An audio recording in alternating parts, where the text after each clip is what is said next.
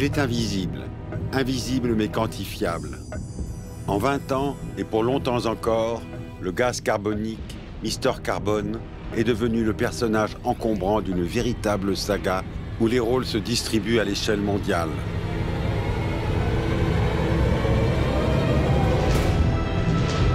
Une saga qui nous enfume.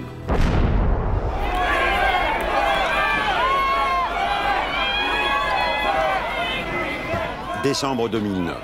À quelques jours de la fin de la 15e conférence sur le changement climatique, la surchauffe est à la mesure de l'enjeu.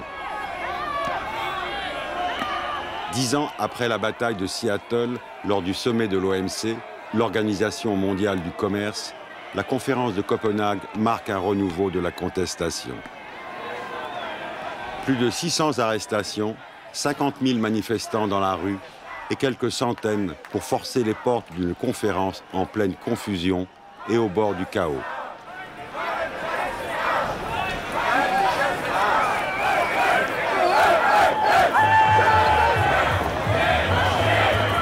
Face à eux, le Bella Center, un immense palais des congrès avec des allures de camp retranché.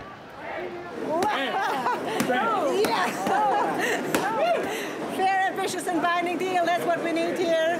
Make your decision.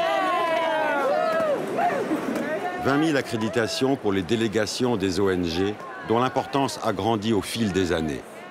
Mais la plupart ont fini par se faire expulser du lieu.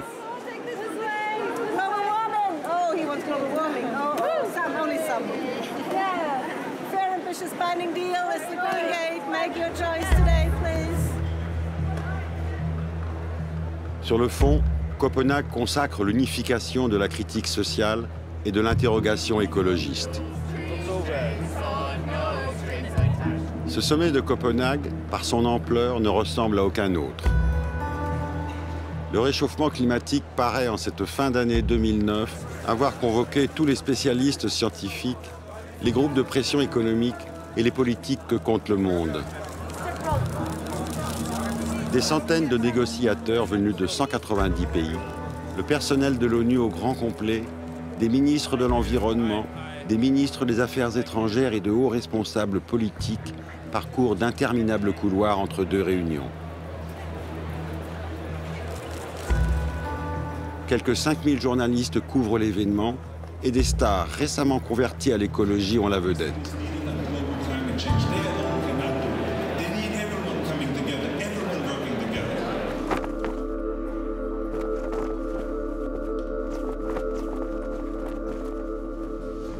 Mais la vraie vedette, c'est lui. Il plane sur les débats. Les manipulations des climato-sceptiques et les tergiversations des politiques ont de quoi le rassurer. Il peut écouter avec sérénité les mises en garde des scientifiques. L'évolution de ces 50 dernières années est en grande partie la conséquence des activités humaines. Et c'est sur cette base que se fondent nos prévisions. Ainsi, nous avons indiqué que même avec une augmentation de la température de seulement 2 degrés, certains effets seraient dévastateurs. Tout le monde parle de cette limite ou objectif, comme si ça pouvait permettre de garantir un certain niveau de bien-être à tous les habitants de la planète, alors que certaines communautés seront très durement touchées. Ne pas dépasser ces 2 degrés de réchauffement global d'ici 2050 sera l'enjeu de la conférence et le demeure. Ces 2 degrés en plus correspondent à une concentration de gaz carbonique dans l'air de 450 ppm. ppm, ou partie par million, est l'unité de mesure de concentration du gaz carbonique dans l'air. ppm et degrés augmentent ensemble. Mr Carbone, papier s'il vous plaît. Non, Mr Carbone. Alias dioxyde de carbone ou gaz carbonique, et plus simplement CO2. Concentration actuelle du gaz carbonique dans l'air, 390 ppm. Croissance, 3 ppm par an. À ce rythme, concentration en gaz carbonique en 2050, 520 ppm. Soit 3,5 degrés de plus. Signature.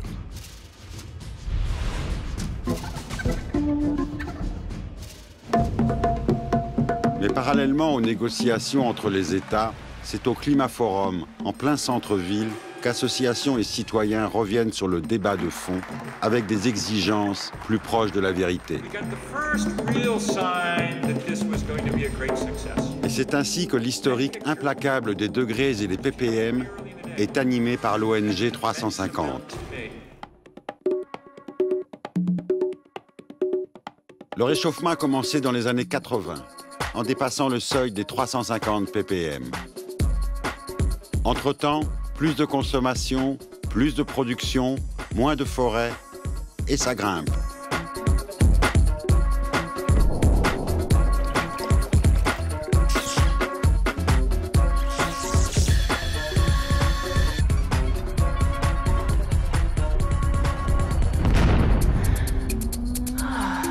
No deal is better than a bad deal. Ce chiffre du rêve perdu qu'il faut retrouver revient comme un leitmotiv. La messe du 350 est dite avec la ferveur nécessaire pour faire bouger les montagnes. Et Bill McKibben, fondateur du mouvement 350, annonce la couleur. We're dealing with a present crisis. We're past the red line. But the real debate that's underway is between human beings on the one hand and physics and chemistry on the other, okay? That's who the adversary is, and that's a tough negotiation because physics and chemistry don't negotiate. They tell you what their bottom line is right out. We know now what their bottom line is. Their bottom line is 350. Quand les gens disent « c'est trop compliqué, personne ne comprend ce jargon scientifique », on leur répond « non, c'est simple, ça fonctionne comme votre organisme ». Si vous allez chez le médecin et qu'il vous dit « votre taux de cholestérol est trop élevé, il ne devrait pas dépasser les 2 grammes par litre et vous êtes à 3 », vous vous dites « ok, c'est le moment de changer mon régime alimentaire, de commencer à prendre mes cachets ». C'est ce message qu'on s'efforce de faire passer. On connaît désormais la donnée la plus importante concernant le carbone dans l'atmosphère. On connaît la limite à ne pas franchir. On sait où se situe la ligne rouge. Ce n'est pas compliqué à comprendre, ce n'est que trop clair.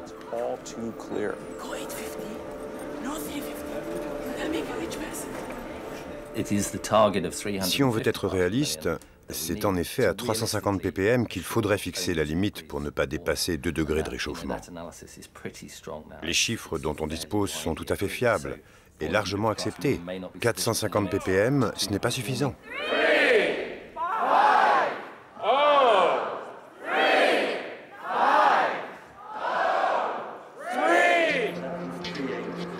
L'Union européenne a plutôt le beau rôle et met sur la table une réduction des émissions de 20%, voire 30% en 2020 par rapport à 1990. Elle ne se prive pas de donner des leçons avec son paquet énergie-climat voté en 2008 et de son pourtant inégal respect de ses engagements de Kyoto.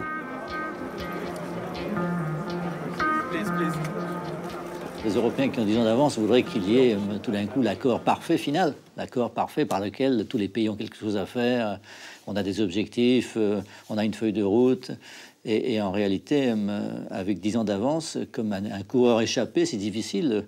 Quand vous avez les poids lourds, si je puis dire, du peloton derrière, très loin derrière, et notamment les États-Unis et la Chine. Et les États-Unis et la Chine, c'était à la fois les deux freins, parce que aucun ne voulait faire quelque chose si l'autre ne faisait pas pareil.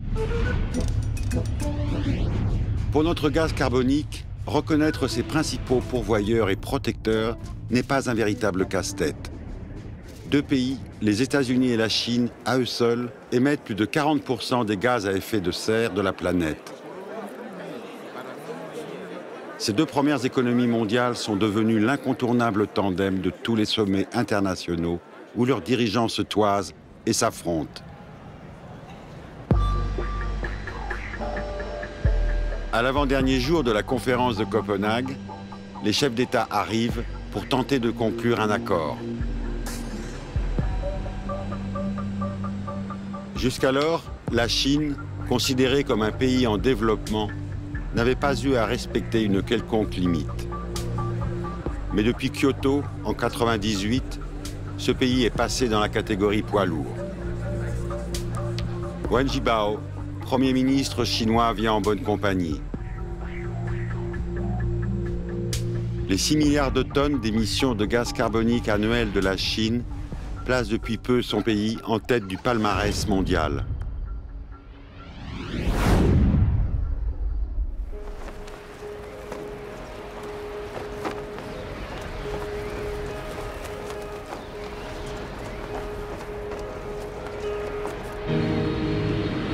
De leur côté, les États-Unis avaient toujours refusé de ratifier un accord contraignant comme le protocole de Kyoto. L'administration Bush en avait même fait son cheval de bataille.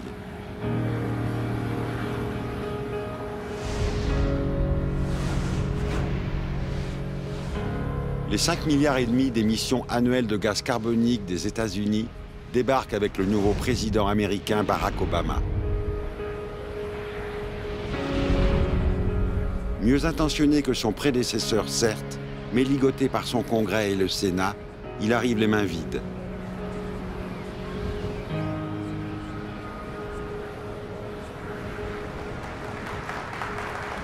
If Barack Obama arrived and said, "I've listened to the scientists that we paid good money to go out and research these questions.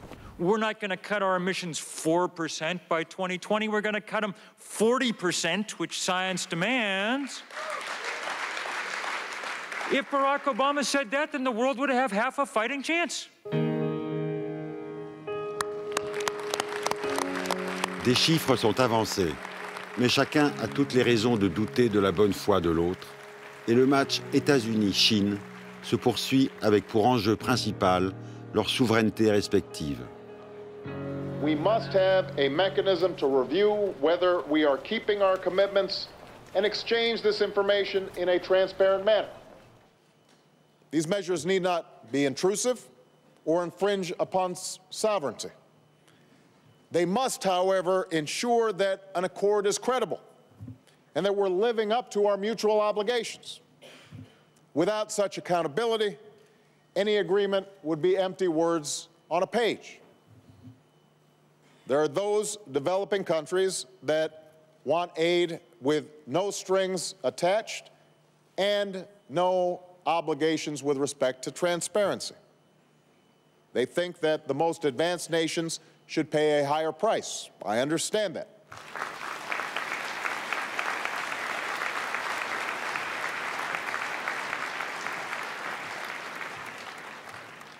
应对气候变化，绝不能无视历史责任，无视人均排放和各国的发展水平，绝不能延续发展中国家的贫穷和落后为代价。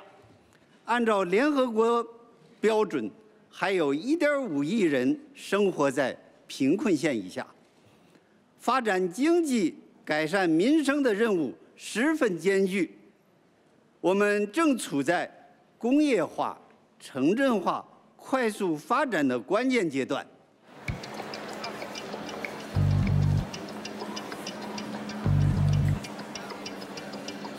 Les Chinois reprochent aux Américains leurs efforts insuffisants de réduction d'émissions de gaz carbonique et les Américains, inquiets de la concurrence déloyale des Chinois, veulent pouvoir vérifier que Pékin respectera ses engagements.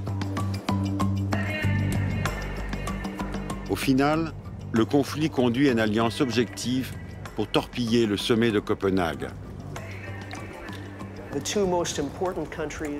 Les deux plus grandes puissances, la Chine et les États-Unis, sont obsédées par leur croissance économique.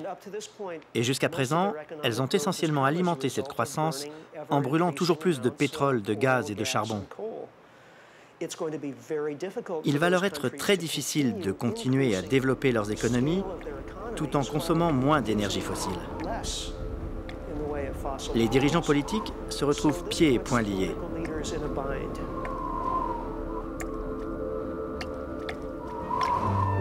En attendant de trouver une issue, le temps fait son œuvre.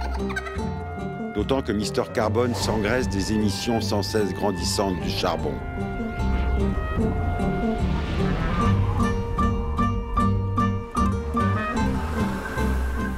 Cette énergie contribue plus que tout autre au réchauffement climatique. Consumé, le charbon rejette plus de gaz carbonique que son propre poids. La nécessité pour la Chine de brûler cette énergie fossile n'est pas prête de la quitter. En 2010, ce pays a englouti près de la moitié du charbon consommé dans le monde. Le charbon assure aujourd'hui près de 65% de la fourniture d'énergie totale de la Chine.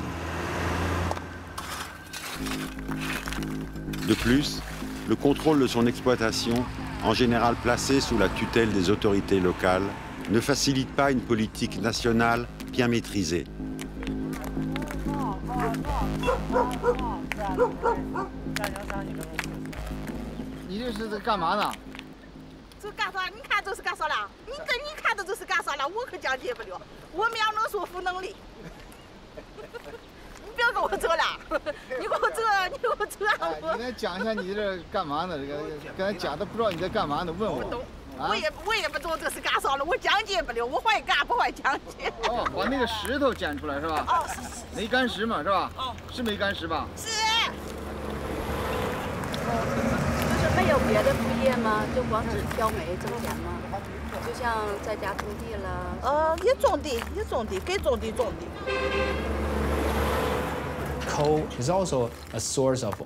La combustion du charbon est une source d'émission de nombreuses sortes de polluants atmosphériques.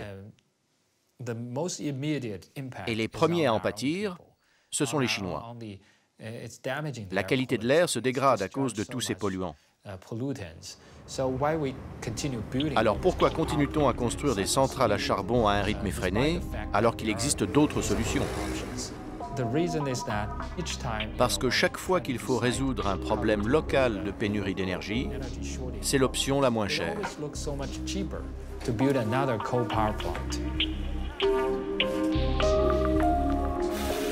Mais le charbon, c'est surtout le combustible pour assurer le formidable boom de la production de fer, d'acier, de ciment, de fertilisants et bien sûr d'électricité.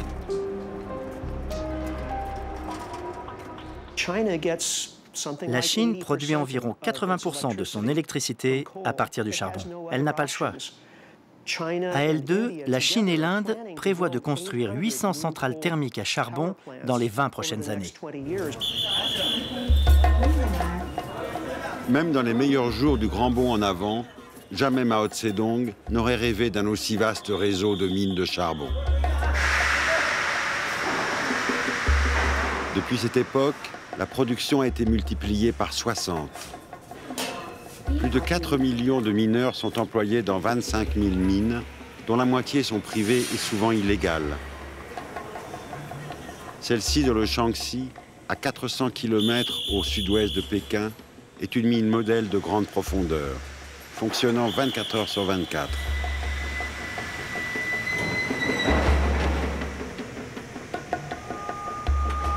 Les équipes s'y relaient pour rejoindre dans des descentes de plus d'1 heure les galeries encore exploitables.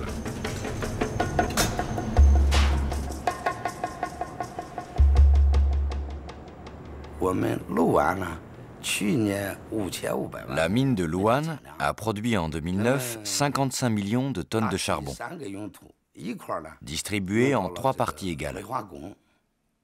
Une pour l'industrie à base de charbon, une autre pour générer de l'électricité et une autre pour fabriquer du pétrole. À partir du charbon, nous fabriquons du pétrole grâce au processus utilisé dans nos installations.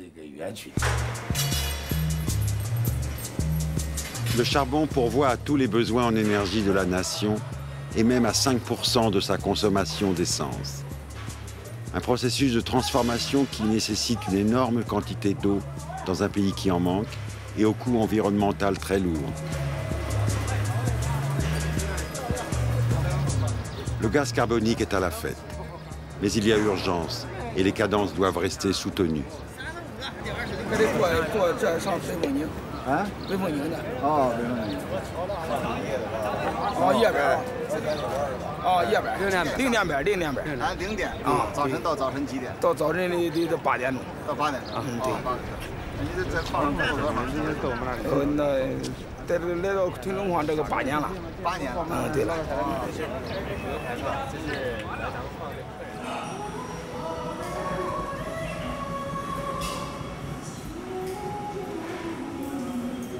Le charbon reste pour les années à venir la clé de l'indépendance énergétique de la Chine.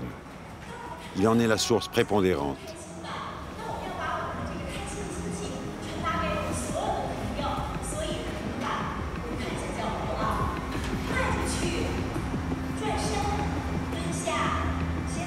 Les mineurs sont mis à rude contribution et affrontent chaque jour les dangers de la mine. Ce pays, avec près de 5000 morts en 2009, détient tous les records d'insécurité liés à ce métier.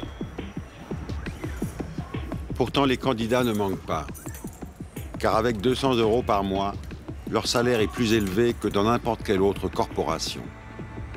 Mais les mineurs chinois ne suffisent plus. Et face à ces besoins grandissants, ce pays, pourtant premier producteur mondial de charbon, doit se tourner vers le marché international.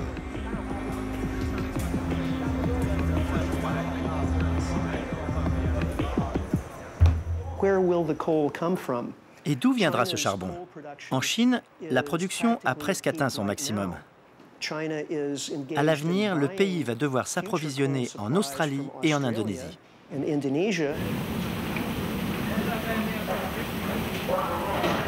En Australie, la Chine est présente sur tous les lieux. Elle absorbe 60% des exportations de ce pays. Depuis peu, elle est devenue, devant le Japon, le premier importateur de charbon australien.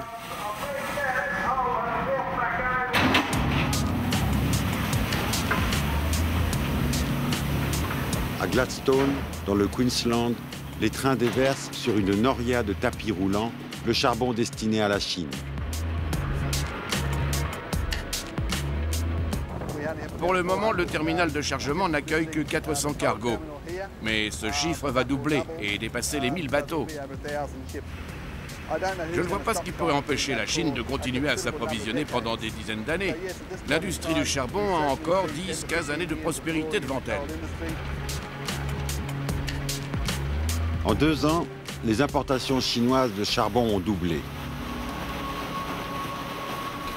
La Chine devra, dès 2013, importer 600 millions de tonnes par an, soit près de la totalité du charbon actuellement exporté par tous les pays.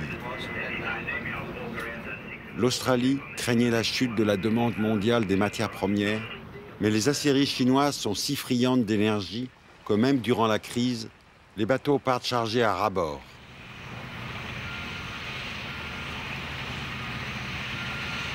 L'avenir du charbon semble assuré, d'autant qu'un tout récent discours lui donne des vertus écologiques.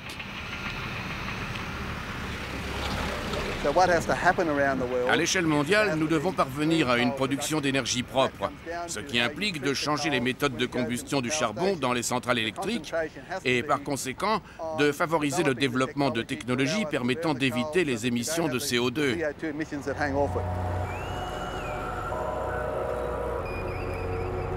Le charbon propre ou comment verdir le charbon, avec entre autres une solution des plus tentantes, celle de glisser en quelque sorte le gaz carbonique sous le tapis. La centrale thermique Lu'an en est l'unique exemplaire en Chine. Avec des idéogrammes pour scander le programme.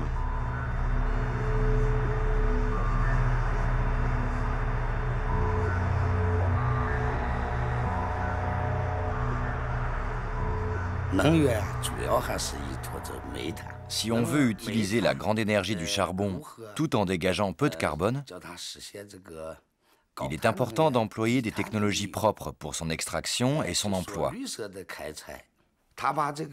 Après avoir extrait les gaz du charbon, nous réinjectons le CO2 sous la terre.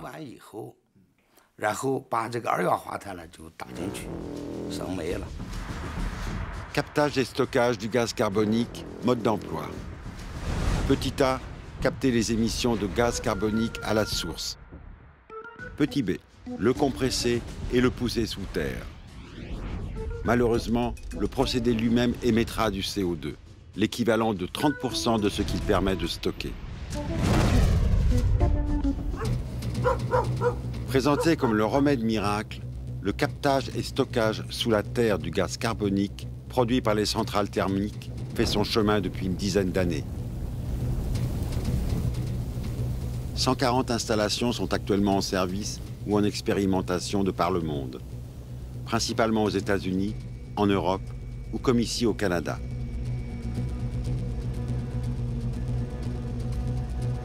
Résoudre le réchauffement climatique sans nous restreindre en énergie, c'est un rêve industriel qui ne va pas sans risque. L'un des principaux objectifs de la recherche dans le domaine du captage et du stockage du CO2, c'est de s'assurer que les méthodes d'injection sont efficaces. Autrement dit, le gaz carbonique doit pouvoir rester sous terre très longtemps. Et en cas de fuite, l'homme et l'environnement ne doivent courir aucun danger, car on s'inquiète des fuites éventuelles. Par ailleurs, une concentration en gaz carbonique trop élevée se révélerait dangereuse, puisqu'un excès de CO2 dans un même lieu peut provoquer l'asphyxie. Le but n'est pas de régler un problème au risque d'en créer un autre.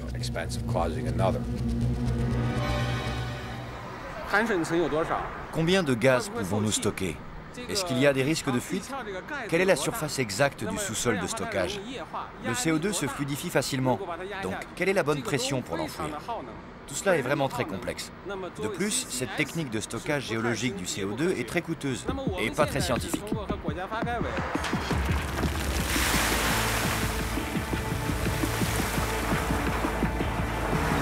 Le cauchemar du charbon chinois ne pourra pas, en proportion à ses émissions, se dissiper dans les couches géologiques de la Terre.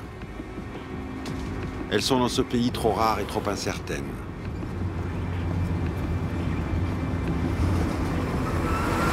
Et quoi qu'il en coûte, la Chine a la volonté de conforter sa place prépondérante dans le système économique mondial.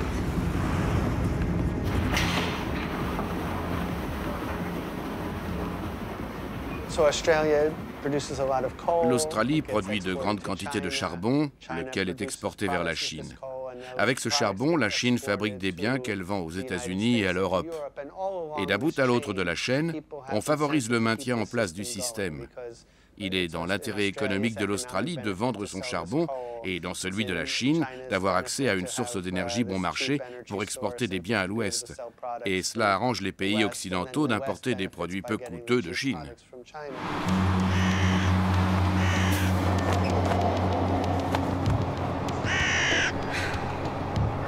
Les États-Unis ne connaissent plus depuis longtemps de croissance à 2 chiffres. Mais leur niveau de consommation est tel depuis des décennies que leurs émissions de gaz carbonique accumulées en font les principaux responsables.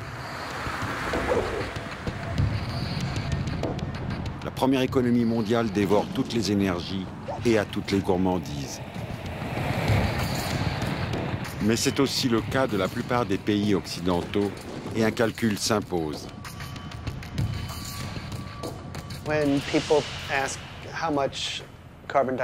Lorsque les gens demandent quelle quantité de CO2 est émise par les États-Unis et la France, ils se réfèrent à la quantité produite à l'intérieur de ces pays. Or, il ne faut pas oublier que tous ces biens et services que nous consommons au quotidien chez nous viennent d'ailleurs. Par exemple, on importe beaucoup de produits chinois. Il convient donc de poser la question autrement. Combien de gaz carbonique a été libéré pour fabriquer ce que nous consommons?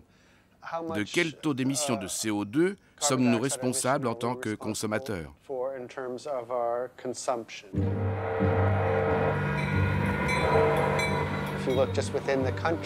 Si on s'en tient aux émissions à l'intérieur des frontières, on pourrait croire que la France, avec son programme nucléaire, ou la Suisse, ont une faible consommation d'énergie. Mais pour chaque kilo de marchandises importées en Europe, plus d'1 kilo de CO2 a été produit ailleurs dans le monde. La France et la Suisse comptent parmi les pays les plus riches de la planète, or ce sont les riches qui consomment le plus. Si on mesure le taux de CO2 émis sur son sol, la Chine est un plus gros pollueur que les États-Unis. Mais si l'on tient compte des quantités libérées pour produire des biens et services importés, alors ce sont les États-Unis qui polluent plus que la Chine. Donc la Chine émet du carbone pour que nous puissions consommer davantage. Par habitant, elle fait un bien meilleur score que les États-Unis. Et aucun de ces deux pays ne gagnerait à réglementer ses émissions de gaz carbonique.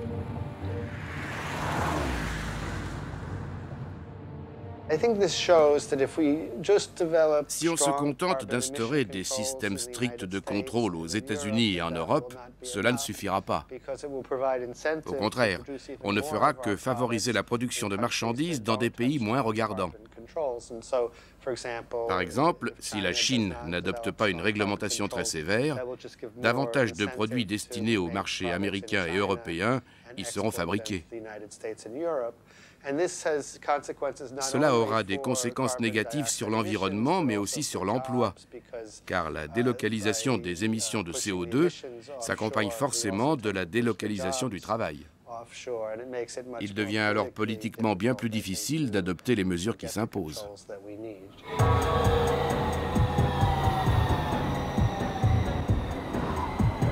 L'atelier du monde tient à garder sa totale liberté de produire.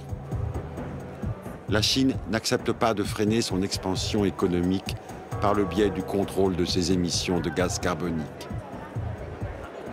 La nouvelle importance de ce pays lui donne les moyens de refuser toute ingérence intérieure. Le sommet de Copenhague consacre l'ère de la puissance chinoise et le numéro 1 des négociateurs ne craint pas de l'affirmer avec aplomb. 现在到了这个哥本哈根会议谈判的一个非常关键的时期，所以呢，下面我希望媒体在提问题的时候，咱们尽量往这个积极的、这个有希望的方向来引导。And also try to be nice. Next question, please.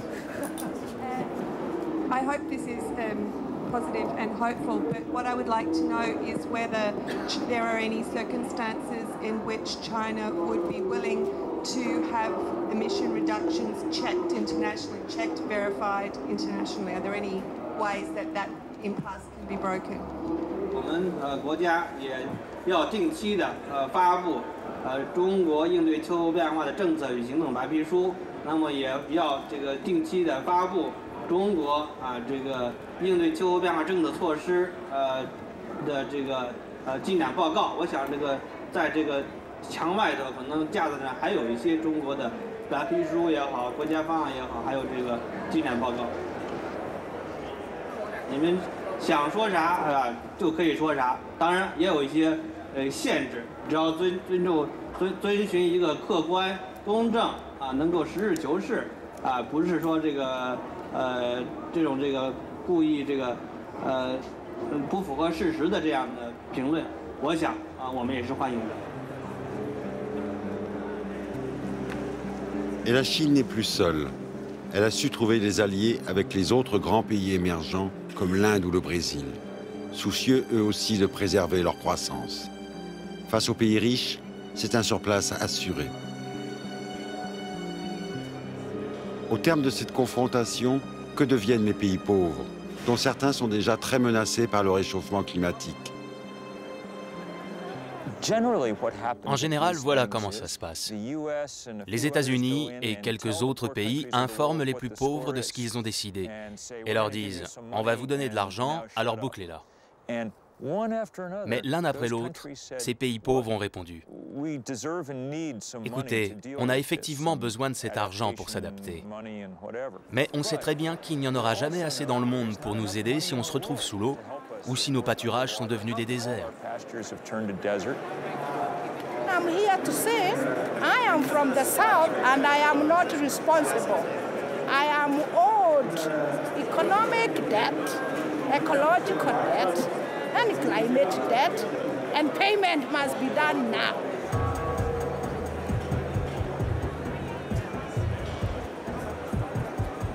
We're climate debt agents who work to get the rich polluting countries to pay their climate debt to the countries affected by the climate changes. And we are from ActionAid Denmark, and we demand money on the table now.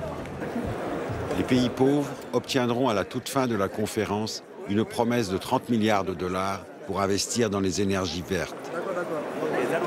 J'ai déjà dit, on va se battre ici pour demander les chiffres, on va nous promettre tout.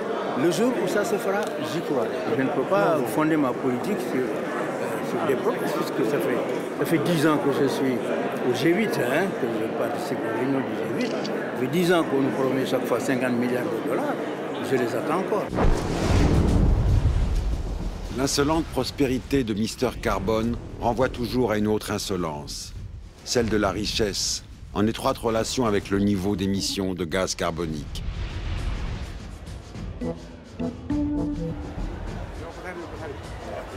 Et ce fut Hugo Chavez qui, par souci de provocation, souligna que lutter contre le changement climatique ne peut pas faire abstraction de l'inégalité sociale.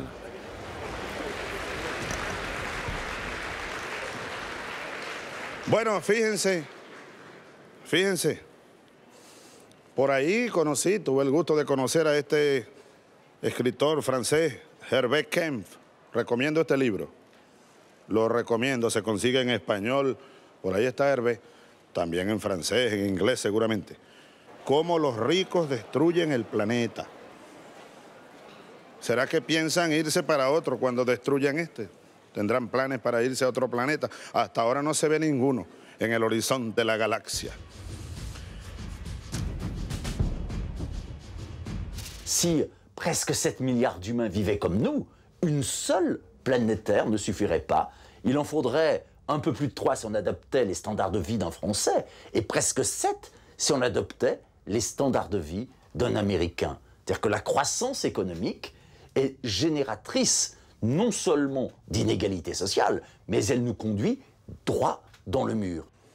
Los 500 millones de personas más ricas, 500 millones, esto es el 7% de la población mundial. Ese 7% es responsable. Esos 500 millones de personas más ricas son responsables del 50% de las emisiones contaminantes. Cette relation entre revenus et émissions de gaz carbonique ne s'arrête pas à une comptabilité d'État à État. En fait, elle remet en question tout le système de la répartition des richesses dans le monde.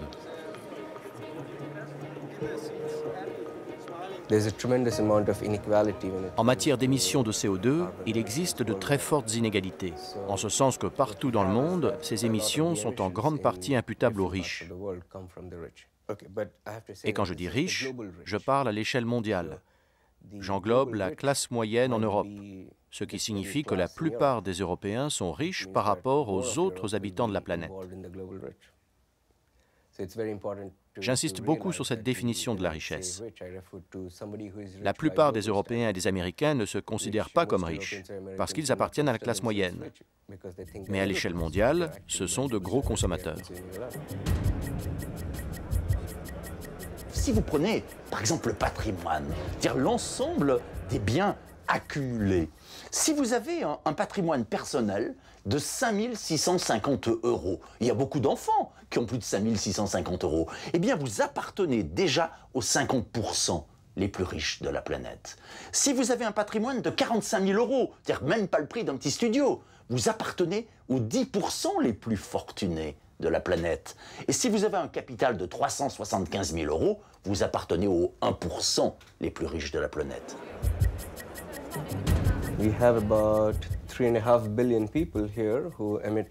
Environ 3,5 milliards d'individus émettent chacun moins de 2 tonnes de CO2, soit plus que la moyenne indienne. Il y a ensuite près de 2 milliards qui produisent entre 2 et 10 tonnes de CO2. 10 tonnes, c'est la moyenne européenne. Enfin, plus de 700 millions de personnes dépassent les 10 tonnes d'émissions. Les États-Unis, par exemple, en sont à 20 tonnes de gaz carbonique par habitant et par an. C'est en Afrique, en Inde, au Bangladesh et dans quelques régions de la Chine qu'on trouve les taux d'émissions les plus faibles. Au milieu, vous avez le Brésil, la Chine, le Japon et la plupart des pays européens. Les plus gros émetteurs vivent essentiellement en Europe et aux États-Unis.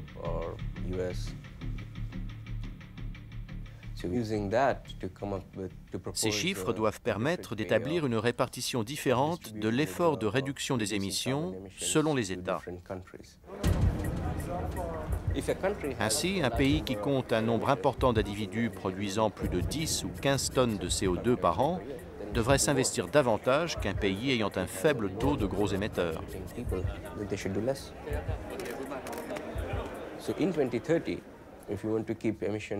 Si d'ici 2030, on veut maintenir le taux d'émission au niveau actuel, ce qui n'est pas un objectif très ambitieux puisqu'il correspond à une concentration de 450-500 ppm, chacun devrait se voir attribuer un budget émission et celui-ci ne devrait pas dépasser les 10 tonnes de CO2 par an.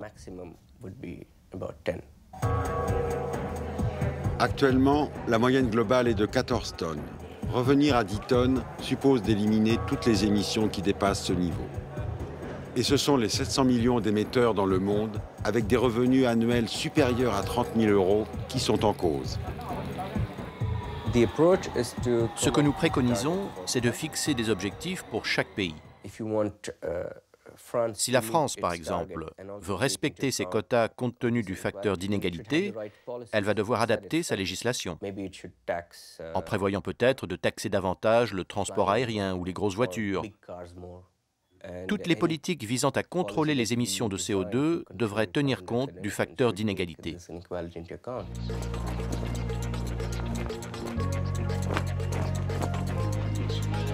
Ce rapport est entre les mains des responsables de l'ONU, avec peu de chances de faire l'unanimité. Car cibler les riches de chaque pays en taxant leur consommation prend les allures d'une révolution sociale qu'aucun État n'est prêt à assumer.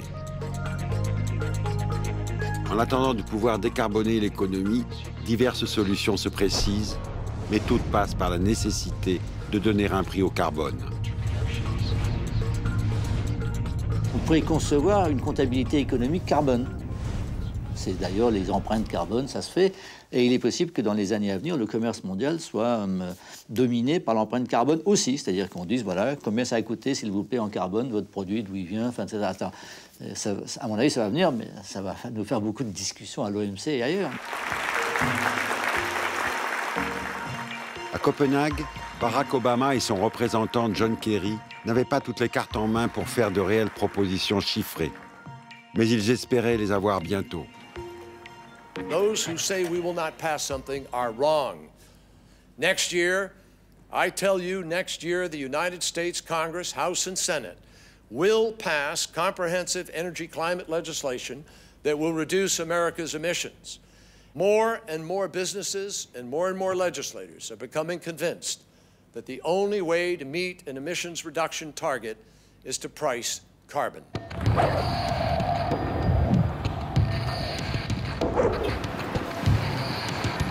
Les États-Unis doivent leur prospérité à l'énergie bon marché. Comment inciter à donner un prix au carbone dans le pays roi de la consommation des énergies fossiles?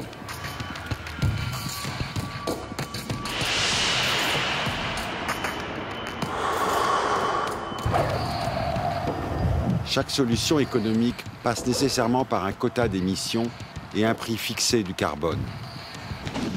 Que ce soit par la taxation du consommateur ou par le biais des marchés financiers.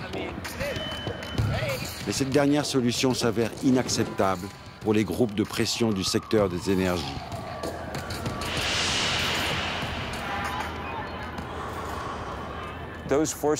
Ces groupes de pression qui font barrage fourbissent toutes leurs armes. Et ils disposent entre autres d'énormes quantités d'argent. ExxonMobil a réalisé plus de profits l'année dernière qu'aucune autre société dans l'histoire financière de la planète. Ces gens sont parfaitement armés pour ce genre de bataille. Et ils ont massivement investi dans des groupes de réflexion, des sites web, etc. Ils cherchent à embrouiller les gens. En juillet 2010, 8 mois après Copenhague, l'administration Obama et les démocrates du Congrès sont contraints d'abandonner de faire voter par le Sénat leur projet de loi sur l'énergie. In order to pass comprehensive energy climate legislation, you got to reach 60 votes. And to reach those 60 votes, you got to have some Republicans. And as we stand here today, we do not have one Republican. Now, obviously, everyone is disappointed that we do not yet have agreement on comprehensive legislation. We will continue to work with the senators to craft important comprehensive legislation. The US Senate Le Sénat américain se moque de la science. Il s'intéresse uniquement à ExxonMobil, à l'industrie du charbon et aux idéologies les plus bornées et rétrogrades. Le système politique américain semble bel et bien enrayé.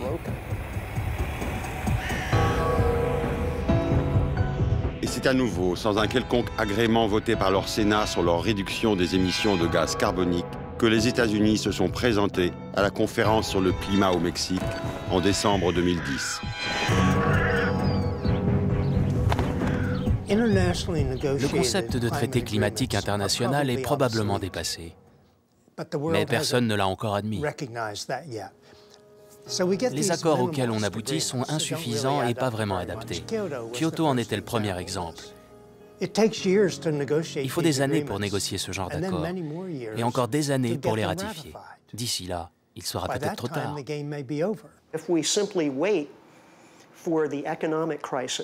Si nous attendons de la crise économique ou de la crise climatique qu'elle nous oblige à changer, il faut malheureusement se préparer au pire des scénarios.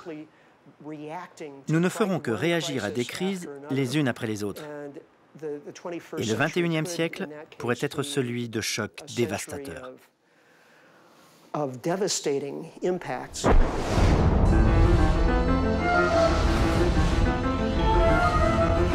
Mister Carbone peut planer à sa guise. D'autant que l'addiction de l'Occident à toutes les énergies fossiles, avec les États-Unis comme référence absolue, s'est répandue à la vitesse d'un virus. Les gens n'ont aucune idée de la quantité colossale d'énergie que nous consommons au quotidien. En une seule année, ce sont plus de 4 000 milliards de litres de pétrole qui sont utilisés dans le monde.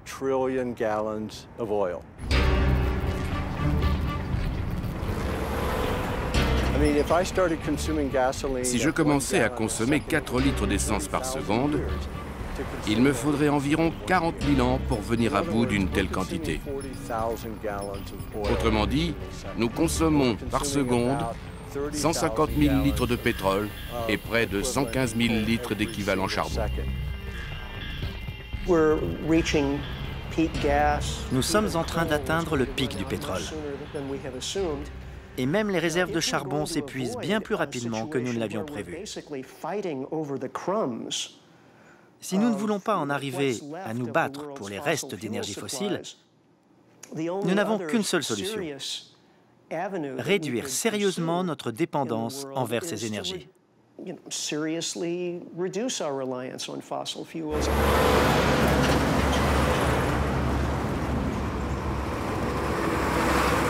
Les recherches sur les substituts à toutes les énergies fossiles s'accélèrent. Pays développés et pays émergents s'activent pour pallier à la pénurie annoncée et pour limiter leurs émissions de gaz carbonique. On essaie de produire du carburant à partir d'algues, car les avantages sont réels. Cela fait 25 ans que j'effectue des recherches, et une véritable course s'est engagée pour savoir qui sera capable de mettre en place les infrastructures nécessaires à la production de bioénergie.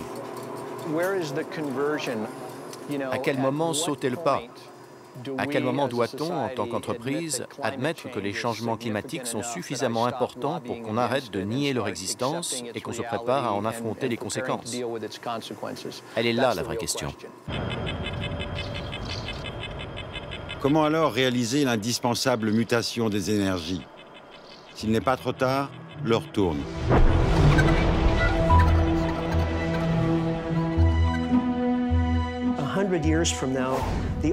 D'ici une centaine d'années, nous ne consommerons plus que des énergies renouvelables.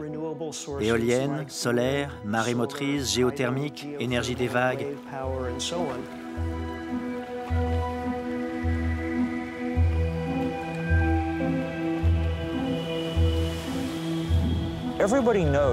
Tout le monde sait qu'on atteindra ce stade d'ici 50 ou 60 ans. La question est plutôt de savoir si on peut y parvenir d'ici 20 ou 25 ans. C'est le temps qu'il nous reste, d'après les scientifiques, pour espérer éviter une catastrophe climatique. Malgré les plans de relance des gouvernements, la crise mondiale a frappé. Et les investissements dans les technologies durables en 2009 ont chuté de 7% par rapport à l'année 2008, pour se stabiliser en 2010. Une exception, la Chine. Pour soutenir sa croissance, ce pays va devoir construire 580 centrales thermiques au charbon dans les 10 années à venir, soit une par semaine. Le gouvernement chinois a aussi investi durant l'année 2009 plus de 100 milliards d'euros dans les énergies renouvelables, un record mondial.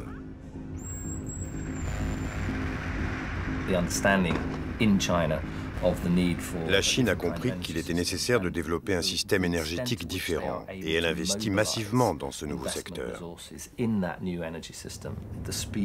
La vitesse à laquelle se produit cette révolution technologique éclipse tout ce que l'Occident a pu réaliser dans le même domaine. Ce qui nous a pris plus de 20 ans, la Chine l'a fait en quelques années à peine. C'est un cas d'étude d'une évolution quasiment unique dans l'histoire. Dans la construction de panneaux solaires, la Chine dispose déjà de compagnies capables de fournir la demande intérieure en énergie photovoltaïque et d'exporter partout dans le monde. 45% des panneaux solaires en Californie sont fabriqués en Chine. Le gouvernement a pour objectif en 2020 de produire 20 000 MW grâce à l'énergie solaire. En comparaison avec les 400 MW produits actuellement, l'écart est énorme. Cela représente 50 fois l'énergie produite actuellement. Le défi est grand.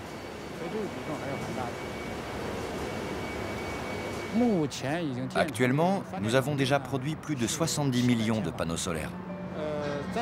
Nous sommes les leaders en Chine et dans le monde.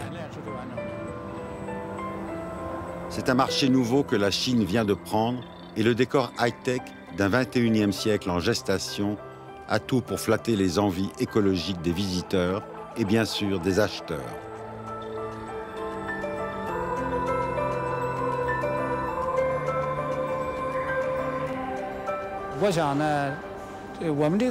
Je trouve que notre hôtel à énergie solaire et notre centre de conférence possèdent une atmosphère très romantique. L'énergie des panneaux solaires crée cette atmosphère. L'énergie solaire favorise l'harmonie.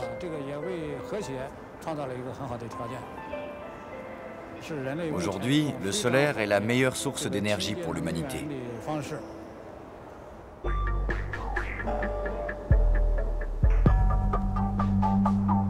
La puissance du soleil n'a pas d'égal.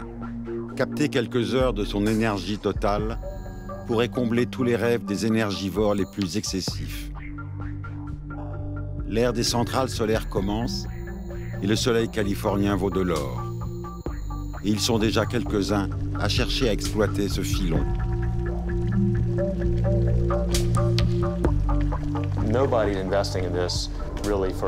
On n'investit pas dans le solaire pour des raisons altruistes, mais parce que c'est un secteur viable, en plein essor, et qu'on veut en profiter. Bright Source a la chance de pouvoir compter sur quelques gros investisseurs internationaux. Deux des meilleures entreprises, Vantage Point et Draper Fisher, nous ont aidés dans nos débuts, suivis par BP, Chevron, Google et quelques autres.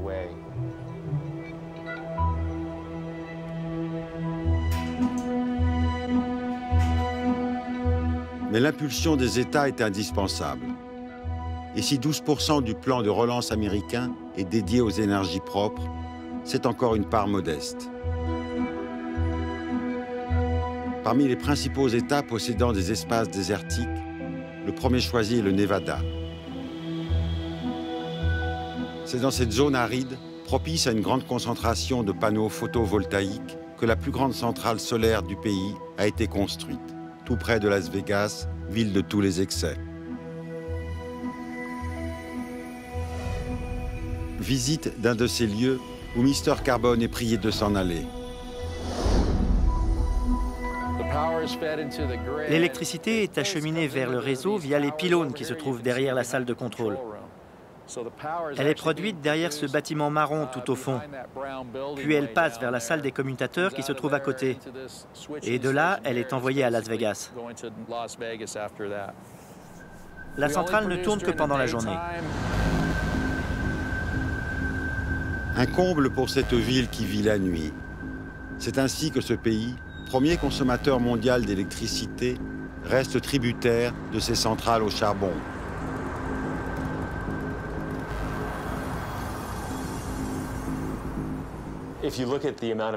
Étant donné la quantité d'énergie produite par le Soleil, notre problème n'est pas un problème énergétique, mais de captage et de distribution. Chaque jour, le Soleil fournit 5000 fois la quantité d'énergie qui nous est nécessaire. Il nous reste juste à réussir à la capter et à la distribuer pour pouvoir l'utiliser correctement.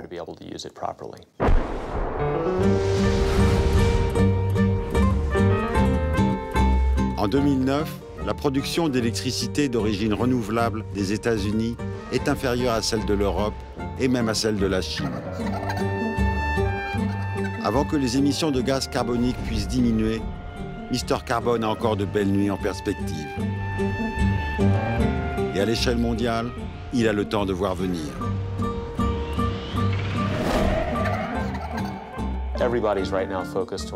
Actuellement, tout le monde est obsédé par la même question. Étant donné la quantité colossale d'énergie nécessaire au fonctionnement de la planète, comment gérer la situation? D'ici 2050, on va devoir fournir environ 14 000 gigawatts d'électricité propre. 1 gigawatt correspond à peu près à la production d'une centrale nucléaire. Il va donc falloir construire l'équivalent en production de 14 000 centrales nucléaires d'ici 2050 pour régler le problème des émissions de CO2. L'avenir dépend entièrement de notre capacité à nous engager, de la volonté des gouvernements de s'atteler à la tâche et de procéder à des transferts réels de subventions et de financement des énergies fossiles vers les énergies propres. Ce n'est pas avec des politiques de saupoudrage qu'il sera possible de répondre aux besoins de la planète. L'éolien et le solaire réclament de tels investissements et tant d'espace pour les construire qu'ils resteront pour l'instant des sources d'énergie d'appoint, sans oublier l'empreinte écologique de l'un comme de l'autre. Le problème est qu'aucune de ces énergies renouvelables ou alternatives ne peut être produite sans une importante utilisation d'énergie fossile. Prenons un exemple. Les différentes pièces de métal nécessaires à la fabrication des structures et des systèmes de fixation des panneaux photovoltaïques ne sont pas produites avec de l'énergie solaire. Elles ont été élaborées et assemblées ailleurs, quelque part dans le monde, et à chaque étape de ce processus de transformation, on a utilisé du diesel, de l'essence, du kérosène, de l'électricité ou toute autre énergie fossile. En l'état actuel des choses, la production de toutes les énergies alternatives dépend essentiellement des énergies fossiles. C'est ce qui rend difficile son développement à grande échelle.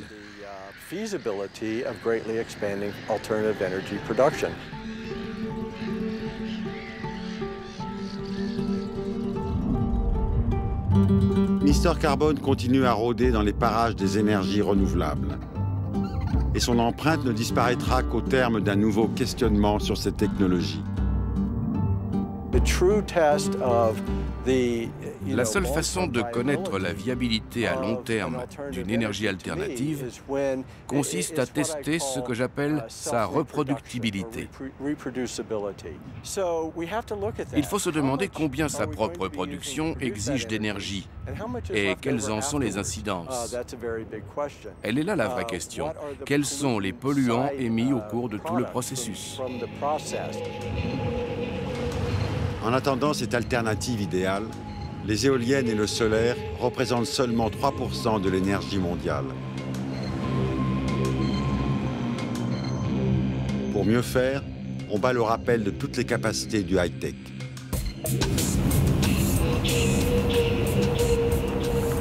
À l'échelle continentale cette fois, avec par exemple l'ambitieux projet d'un consortium européen baptisé Desertec.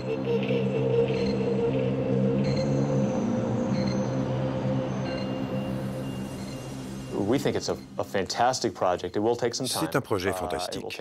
Il faudra du temps et de la patience, mais l'idée d'acheminer de l'électricité de cette zone très ensoleillée qu'est le Sahara vers l'Europe est parfaitement viable. À long terme, le potentiel de ce programme est considérable.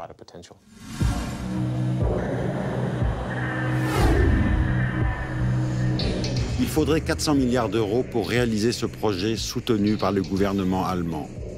Il pourrait couvrir 15 à 20% des besoins européens d'ici 2025. C'est le rêve de centraliser les énergies naturelles provenant de plusieurs continents. Des centrales thermiques solaires seraient construites en plein cœur du Sahara et reliées à un réseau dirigé vers l'Europe. Il serait renforcé par l'énergie produite par les éoliennes offshore de la mer du Nord.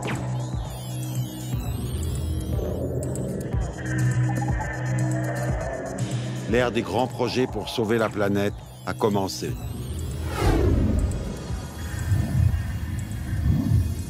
Le capitalisme vert, c'est rien d'autre que cette volonté d'adapter la planète, d'adapter l'écologie et, si nécessaire, d'adapter l'humanité elle-même aux besoins du toujours plus. Tout est prêt. Tout est prêt. Je dirais, les connaissances scientifiques, l'autonomie des grandes firmes, on calcule déjà le retour sur investissement. Tout est prêt, les fantasmes, l'idée d'un monde sans limite. Tout sera fait plutôt que de remettre en cause les logiques dominantes. Mais en matière de projets pharaoniques teintés d'écologie, la Chine reste la plus ambitieuse. À la mesure de son capitalisme d'État, dont l'excédent commercial permet toutes les audaces, elle se lance solennellement dans une nouvelle longue marche, verte cette fois. Octobre 2009, pour le défilé du 60e anniversaire de la victoire de la révolution de Mao Zedong, les commentateurs récitent le nouveau credo officiel. After 60 years of work, China has worked to create a stable supply of economic, clean and safe energies. This float highlights China's energy achievements. It's powered by solar panels, the only one in the parade.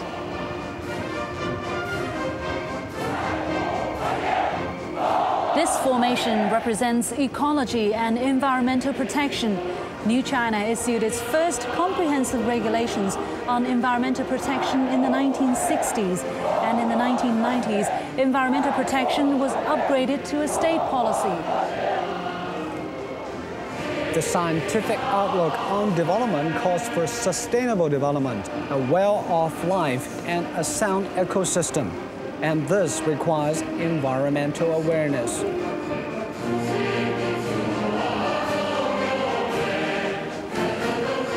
Si la Chine vante son développement accéléré des énergies alternatives, elle résout plus difficilement sa formidable urbanisation.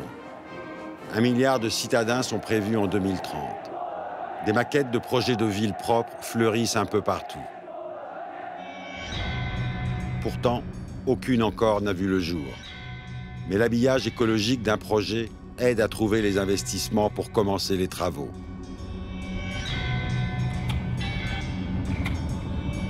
Les promoteurs de Zhaofeidian, proche de la ville de Tangshan, à 250 km de Pékin, ont vu grand. Du colossal écologique.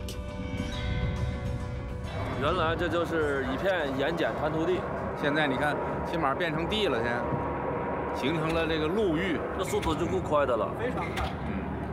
我们测算一下，这个30平方公里的建设大概得用4000亿人民币的投资。让他们做这么这个宏伟的事，有魄力的这种，这么宏伟的事，确实已经超出了中国经济也就靠着这些东西拉动的。要没有这些大规模的城市建设，中国经济早垮了。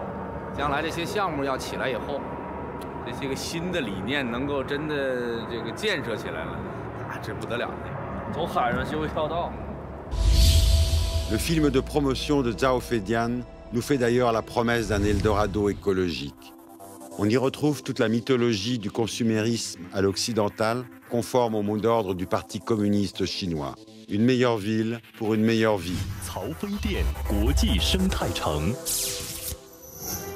在这块盐碱滩涂上，即将建起一座高度开放、高度繁荣、高度文明的未来之城，一座文化创新、体制创新、环境创新的创新之城，一座产业协调、资源协调、生活协调的生态之城。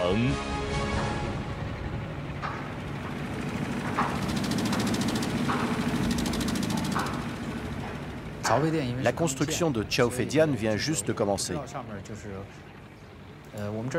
Nous avons relevé une forte pollution venant de Tangshan. Sur les cartes du Bureau de la protection de l'environnement de Tangshan, on constate que la pollution des eaux et des sols et la pollution atmosphérique viennent des aciéries de Tangshan, qui n'appliquent pas la réglementation.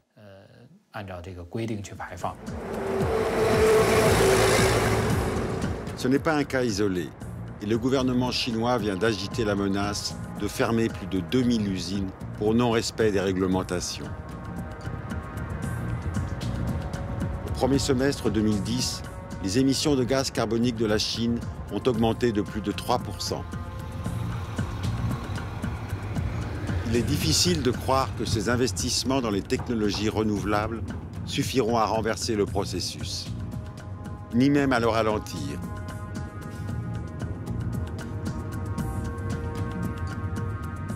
Le modèle économique de développement à outrance l'emmène droit dans une impasse. Et ce pays n'est pas le seul. La planète entière est concernée.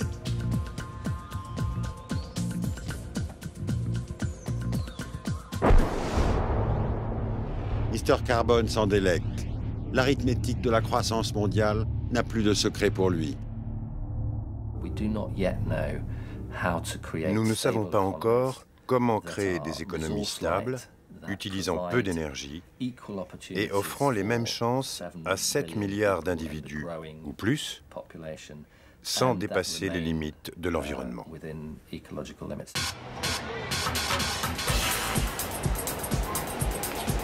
La course contre la montre pour stabiliser l'augmentation de la température à 2 degrés laisse de côté les prévisions démographiques. Il va falloir compter avec 9 milliards d'individus sur la planète en 2050. Soit 2 milliards de plus qu'aujourd'hui. L'augmentation du revenu moyen par habitant va aussi impliquer un surplus de consommation qui alourdira le lien entre mode de vie et gaz carbonique.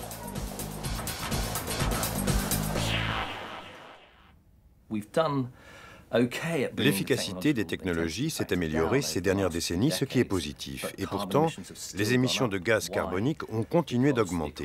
Pourquoi ? Parce que l'économie s'est développée et que nous sommes plus nombreux.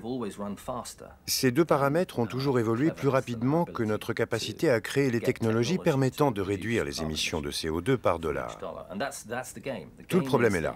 Il s'agit de développer la technologie plus rapidement que l'économie.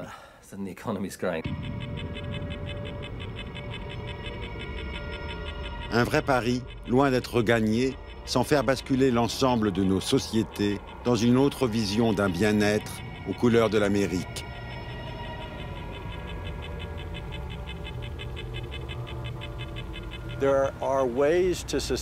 Nous pouvons subvenir à nos besoins grâce aux seules énergies renouvelables, mais sans pouvoir conserver notre mode de vie. On s'attend à ce que tout fonctionne 24 heures sur 24, à ce que les magasins restent ouverts en permanence. On veut pouvoir cuisiner en pleine nuit ou tôt le matin. Si l'offre ne satisfait pas systématiquement la demande, il faut prendre davantage conscience de la quantité d'énergie que nous consommons.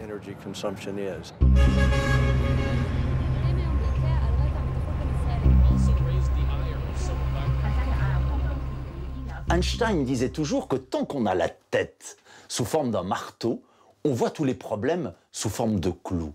Nous, tant que nous aurons la tête formatée par l'économie, on ira toujours chercher la solution à tous les grands problèmes sociaux dans le toujours plus de production, toujours plus de consommation, c'est-à-dire bien sûr toujours plus de pollution et toujours plus d'émissions de carbone. Il faut reconnaître que c'est une société diablement efficace. Nous sommes tombés dans la marmite de la société de consommation il y a 70 ans et on en veut encore.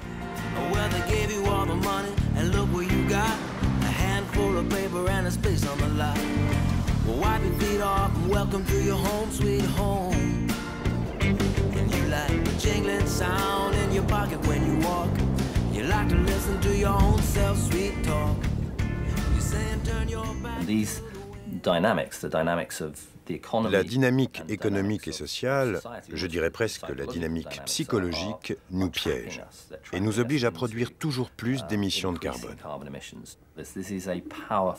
C'est une logique sociale puissante qui touche à la nature même de notre place dans la société et qui fait que les biens et les aspirations matérielles et la façon dont nos vies sont organisées ne sont pas juste des futilités.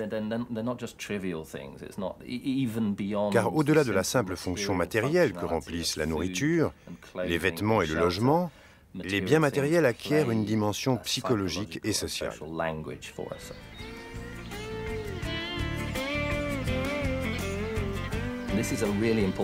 Cette dimension se révèle très importante pour des gens ordinaires. C'est à cause d'elle que nous vivons dans une cage en fer et que la logique sociale est si puissante qu'un individu seul aura du mal à y échapper.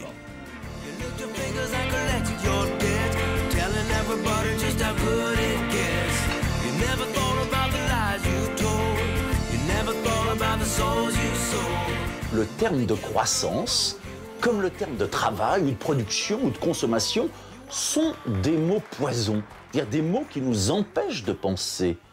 Quand on parle de société de consommation, on s'imagine toujours que c'est simplement une société où on consomme plus que dans une autre. Mais ça, c'est l'apparence.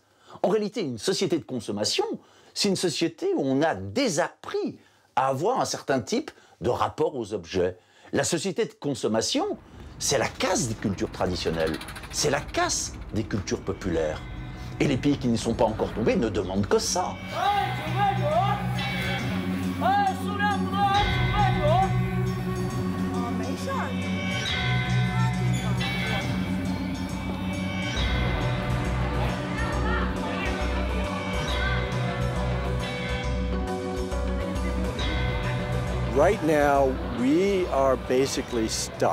Actuellement, les États-Unis, tout l'Occident et même certains pays comme l'Inde et la Chine sont pris au piège de l'impératif de croissance.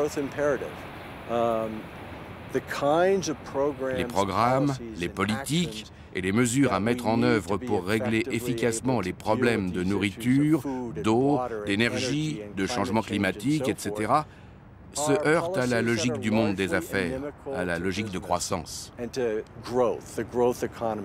La solution, ça ne peut sûrement pas être de faire la même chose en moins. C'est pas en apprenant à se serrer la ceinture un peu beaucoup passionnément ou à la folie qu'on y arrivera. C'est en inventant des modes de vie, des façons de produire et de consommer radicalement différents. L'unique solution, si nous voulons évoluer dans le bon sens, c'est que les individus agissent à leur niveau, prennent en main leur communauté et la restructurent.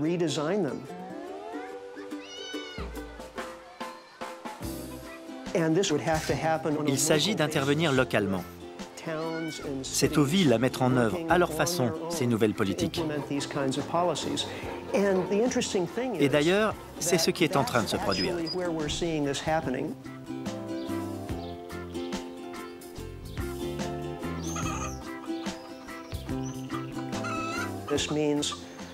Nous voyons des villes, des familles, des communautés ouvrir la voie à un avenir à bas carbone. Il existe tout un mouvement, appelé Ville en transition, qui propose de produire davantage de nourriture à l'échelle locale, d'isoler les constructions, de développer le solaire et d'autres énergies alternatives au sein de la communauté.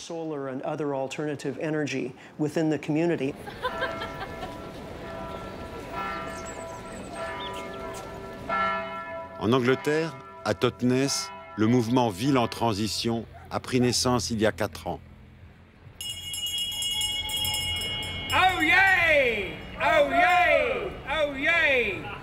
Welcome to the Totnes Home Energy Fair in the Civic Hall.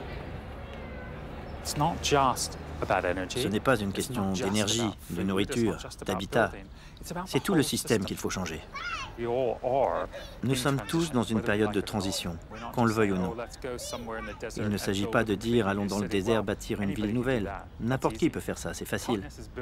Totnes existe et on ne va pas la démolir pour la reconstruire.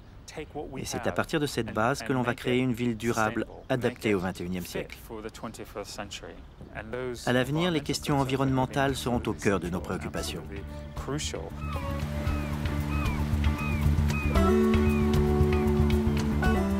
Quelles que soient leurs appellations, ces mouvements se répandent partout dans le monde.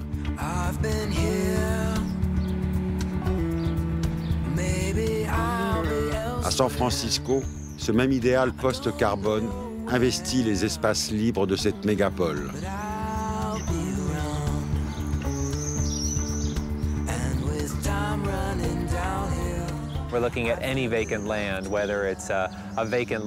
On cherche des espaces vides, que ce soit des terrains vagues, des trottoirs ou même des rues.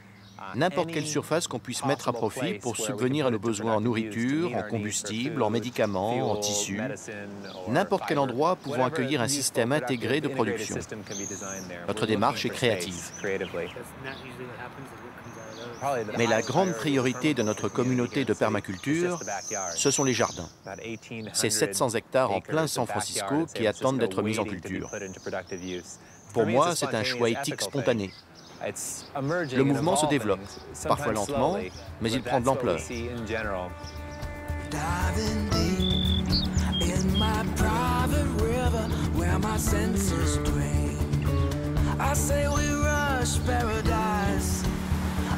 Partout en Californie, l'attitude post-carbone prend sa revanche sur le rêve ébréché du toujours plus de l'Amérique.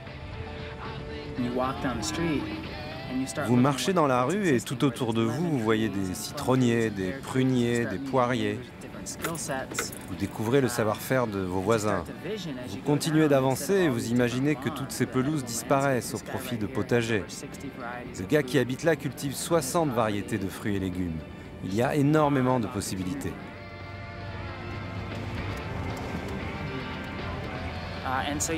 L'union de nos efforts peut faire la différence. Qu'on soit de gauche, de droite, ouvrier, hommes d'affaires ou écologistes, tous ensemble, on essaie de renforcer notre communauté.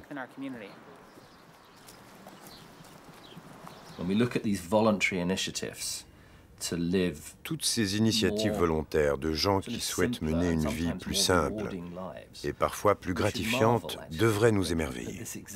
Parce qu'elles relèvent du sens éthique très puissant d'un nombre relativement restreint d'individus qui nous disent « La logique actuelle est injuste, immorale. Elle ne tient pas compte des aspirations des 2 tiers de la population mondiale et aboutira à la destruction de l'environnement. Nous avons donc décidé de vivre autrement, d'essayer de faire d'autres choix. »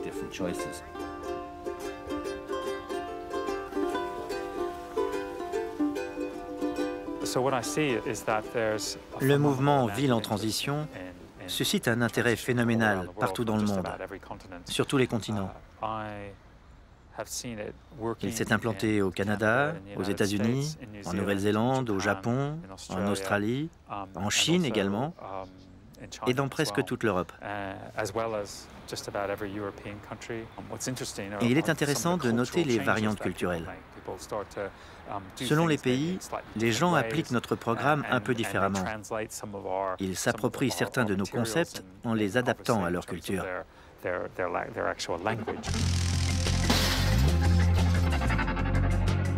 Dans chaque pays où de telles initiatives prennent forme, elles suscitent une réflexion sur leur dépendance avec le système économique global.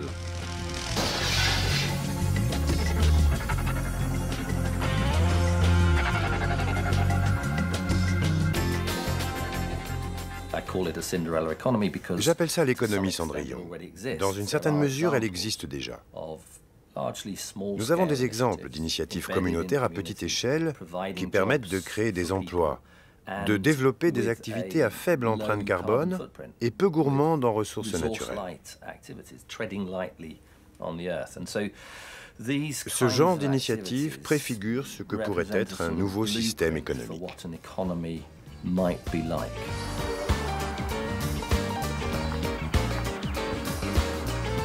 La crise est aussi passée par là pour accélérer des choix de rupture.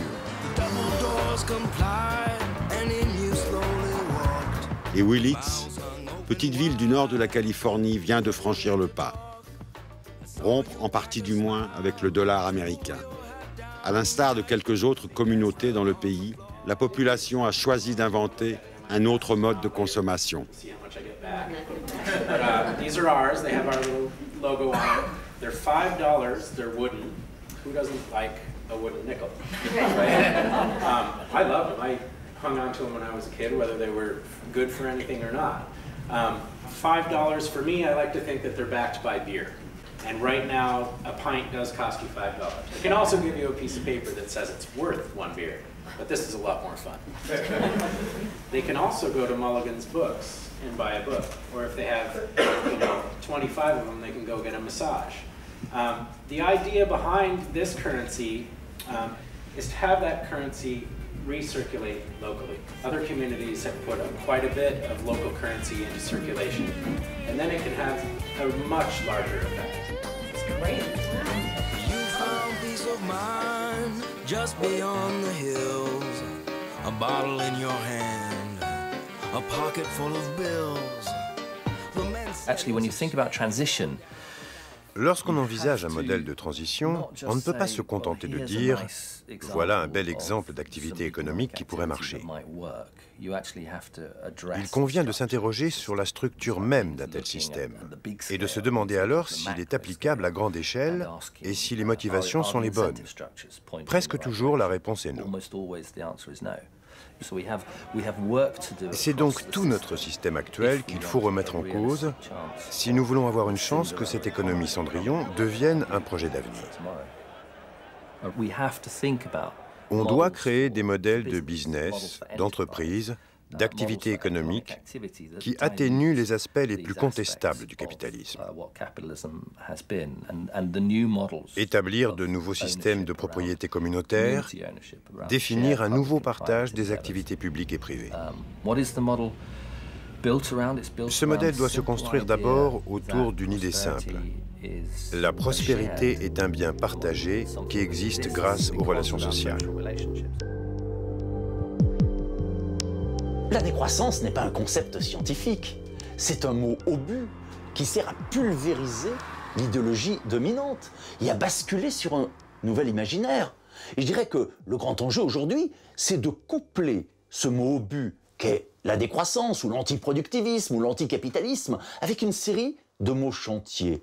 La relocalisation face au mondialisme, le ralentissement face au culte de la vitesse, la coopération contre l'esprit de concurrence, la planification démocratique, contre le tout marché, la simplicité volontaire, contre le mythe de l'abondance, le partage, la gratuité, contre la marchandisation. Et finalement, il existe aujourd'hui des possibilités, je dirais, de faire non pas des pas en arrière, parce que la décroissance, c'est pas le retour au passé, mais un pas de côté, pour tout simplement rouvrir le champ des possibles. Ce n'est pas en culpabilisant les gens qu'on peut y arriver. C'est simplement en suscitant le désir, en donnant envie de changer de vie et, je dirais, de société. Cette fois pourtant, il faudrait aller vite. Mais les lendemains qui chantent n'ont pas encore trouvé leur mélodie. Il nous manque des illustrations de la vie meilleure, mais pas du tout. Excusez-moi, mais une société plus sobre ou plus écologiste est beaucoup plus intéressante, on vit beaucoup mieux, les relations sociales sont bien meilleures, détrompez-vous, on est plus tranquille. Enfin, je ne sais, moi, ça nous manque, voilà. Et ça, c'est quoi? Ce sont des écrivains, des cinéastes, je ne sais, moi, ou des romanciers, ce sont pas des pauvres négociateurs à inventer le futur. Il faut trouver l'art de faire table rase et repartir à zéro. Déjà, il y a 40 ans. Et puis ça carburait, hein. Et même mon compteur pour compter. Bon, nous emballons pas. Récapitulons d'abord. Au départ, l'envie de bouger, de se déplacer. D'aller ailleurs, de changer d'air. Le plus vite possible. Ça, pas de problème, c'est sûr. Ça c'est sûr, mais ce qui est absolument sûr, c'est que ce foutoir mécanique, c'est pas la solution. Si je suis loin de toi et que j'ai envie de te voir. Pourquoi me voir? Oh bah, pour te parler par exemple. Bah, tu trouveras toujours quelqu'un à côté de toi pour parler. Oui, d'accord. Et si j'ai envie de toi? Ben, c'est pareil. Tu as toujours quelqu'un à côté de toi. Comme moi, j'ai quelqu'un à côté de moi, regarde.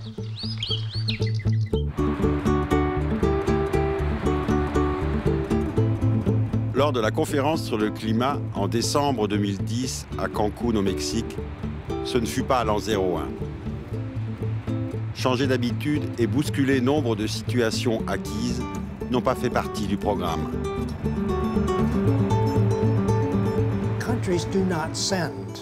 Les pays n'envoient pas leurs scientifiques et leurs visionnaires, mais leurs diplomates et leurs avocats. Le résultat est donc prévisible. Il n'en ressortira rien.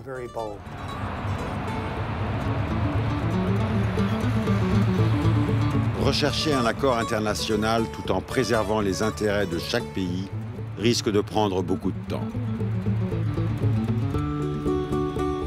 Promettre la sortie de la crise climatique par la science et la technique, au besoin dans 50 ou 80 ans, ne suffit pas.